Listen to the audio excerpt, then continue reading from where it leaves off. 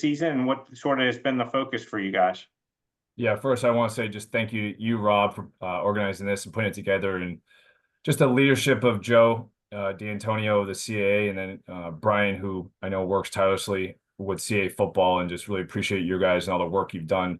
Um, keeping the integrity of the conference where it is, and keeping it a premier conference in the country. Also want to just thank Joan Fernie Mundy, our president, and Jude Killey for the opportunity to be the head coach here. Something I take a great pride in, and grateful for the opportunity. And just looking at this team here this season, really, I mean, started back in January. Really more of a reset. I think that's the way it really is. It starts back in January, and where we've gotten to, we've made a ton of progress. Really proud of the players and coaches for all the work they put in, and we've made some really strong additions to our team and developed the leadership within our team as well.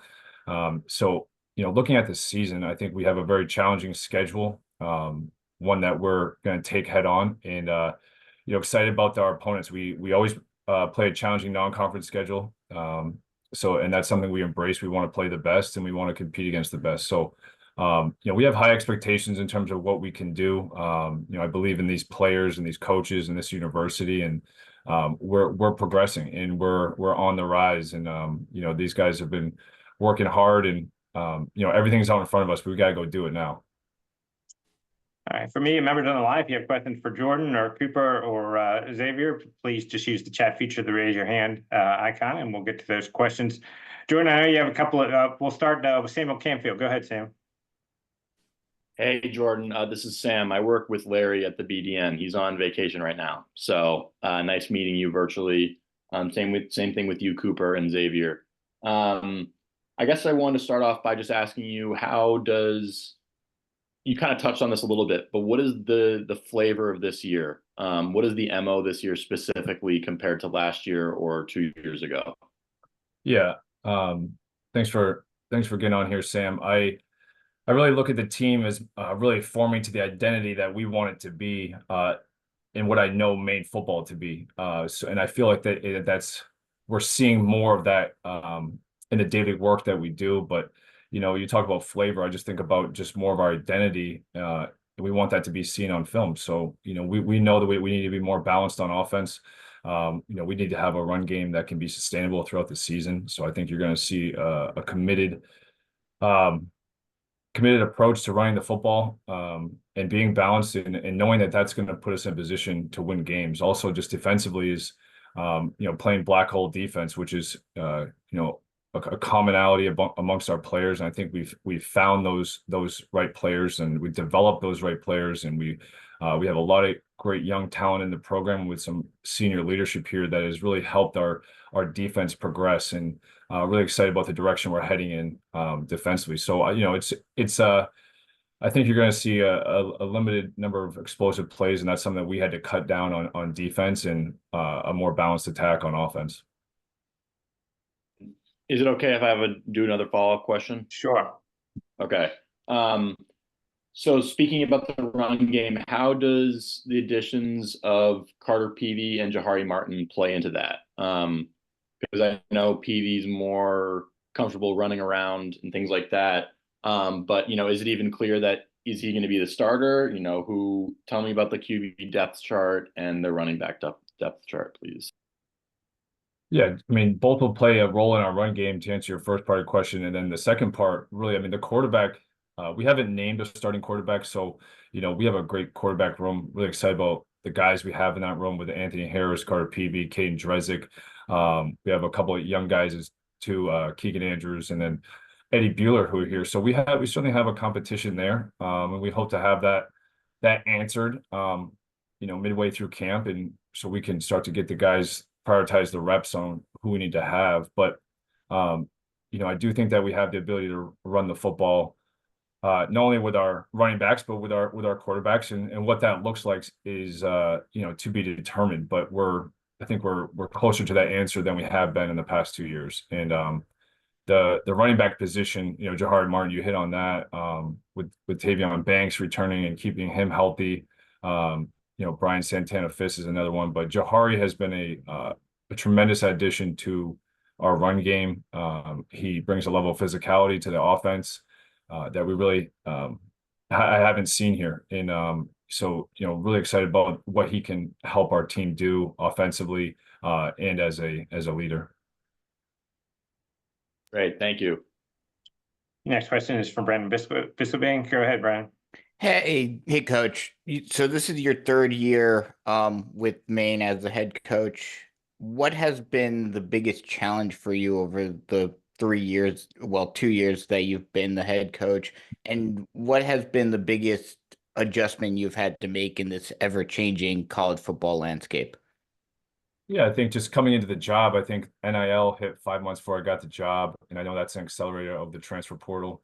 So just, I think the roster management's a big piece of it, and putting together a roster, being aggressive with that. I feel like our coaches did the best that we've done since I've been here in terms of getting our roster put together in an early fashion. And, so we were able to have majority of our off-season training with our team intact and knowing that, hey, these are the guys we're going to play with this year. And that's been a big management piece here.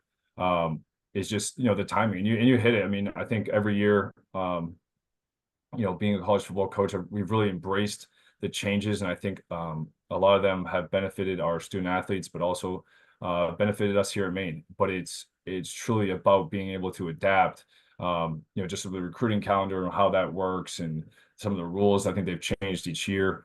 But I do think that we're in the best place we've been. And I'm optimistic about the people we have here and them being difference makers and taking us to where we want to get to. Quick follow-up. I know you mentioned rule changes, 2-minute warning. How does that impact strategy and just the game as a whole? For sure. I think it definitely changes the end of the game. It's something that I've talked to several coaches, at the professional level, but also head coaches at the FBS and FCS level, just how we're going to manage that at the end of the game. But certainly builds in another timeout for you. So it's going to change a little bit just strategically how you're working the clock from that 3-minute mark down to 2-minute when you're taking timeouts offensively, and then vice versa. If you're on defense and you're trying to get a stop in a 4-minute situation, how does that play out?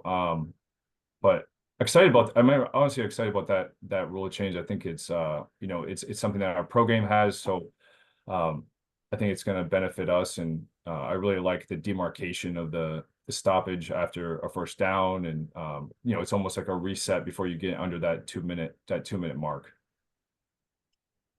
Next question from Tyler. Go ahead, Tyler. Hey, Coach. Good morning. I was listening to your comments that you made to one of our media partners the other day. You said you felt confident that you were a little bit farther along right now than you had been at this point in other seasons. Was that just, getting the roster together early, or was there something else that went into that? Well, I think it's the sense of urgency going back to spring practice. What we, of course, there's going to be things we find, there's going to be areas of our team we find out about ourselves from the first game to the second game to the third game. But, we need to have more answers going into camp. I feel like we do this year. We got to, a big part of our job through training camp is keeping our players healthy, having a physical camp. But, the identity of the program, how we're going to go about playing offensive football, how we're going to go about playing defensive football, I feel like we're further ahead in that sense. And that's only going to help us. Our players, I truly believe our players understand that alignment, going back to the winter training and how that correlates to how we're going to play. So that's, more of my comments there were about feeling like, we want to have less surprises in terms of what we're getting out of our team in a positive and negative way. So I feel like we're further ahead than in years past. And my follow-up would be, I was talking to Max and he mentioned your Summer Olympics program. I just want to know how, kind of fun stuff like that helps you guys as you lead into camp and lead into the season. Yeah, I mean, a big part of our culture here is building relationships. So, we have to have shared experiences together. We have to do things outside of football together. That's the number one thing for our coaches here is developing relationships with the players here. Got to have shared sacrifices together. And I think our players have done both of those, the experience and the sacrifices. They've gone through that together. And a big part of that too is, stepping away from the Summer Olympics. We got into we want these players to go through adversity in the offseason, and we want to make sure they're tested and ready to go for the season. And then just speaking on some of the team activities we did, nothing really replaces a moment when everyone's present, everyone's got a smile on their face, everyone's enjoying the company around them. And it's our jobs as leadership. It's my job in this leadership position to get these players connected to each other. And, so we have to be creative in how we do that. But, I truly believe that these players, these young men, these leaders we have on our team are connected, and they're embracing each other, and caring about each other. Any next question from Azar? Go ahead, Azar. Okay. Hey, Coach. Azar. Hey, how's it going? Good. How are you? Good. I wanted to ask this one question, and you can finish the end of it.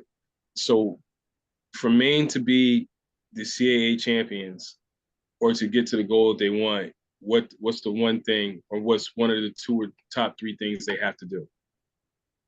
Yeah, top three. I mean, we have to be able to have and I kind of hit on the beginning, but we have to be able to run the football, number one. I mean, we have to be able to do that. And that wasn't up to standard, in the past. And that's something that, as I said, we feel like we have more answers on going into the season. We got limited explosive plays on defense, and that's something that we've seen improve already.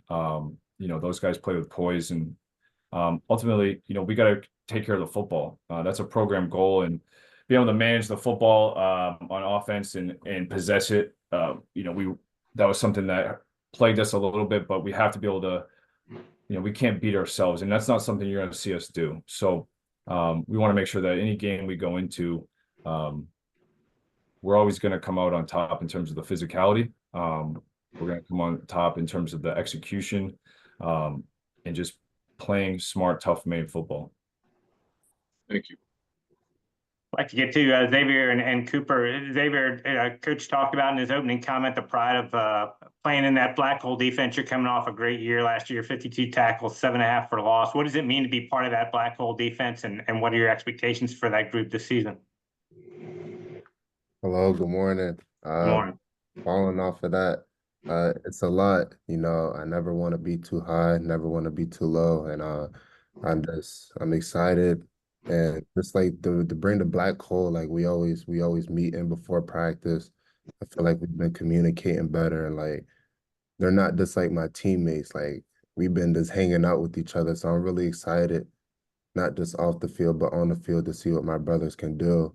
And all those plays and all those stats that you had brought up, that all came from the black hole. That came from the team. So there's no really individual success. It's all my brothers alongside with me. But I'm looking forward to the season. Thanks. Cooper, let's talk a little bit about the offense last season. 22 catches, 3 touchdowns for you. Obviously going to have a new quarterback this season. How do you feel the offense look coming out of the spring, and what are the expectations for that group? Really good. Thank you for having me. And, as far as the offense, Coach Stevens kind of hit on it. Just building off of what we had. And obviously we have some different guys, but just establishing the run, like Coach Stevens said, and we want to be a physically dominant team. So that's really what we're working towards, and I'm really excited to that. And I think we got the guys to do it. So just as Coach Stevens said, just establish the run and build from there. All right. Thank you very much, gentlemen. Jordan, Cooper, Xavier, thank you so much for doing this morning. Good luck during the season. Awesome. Thanks.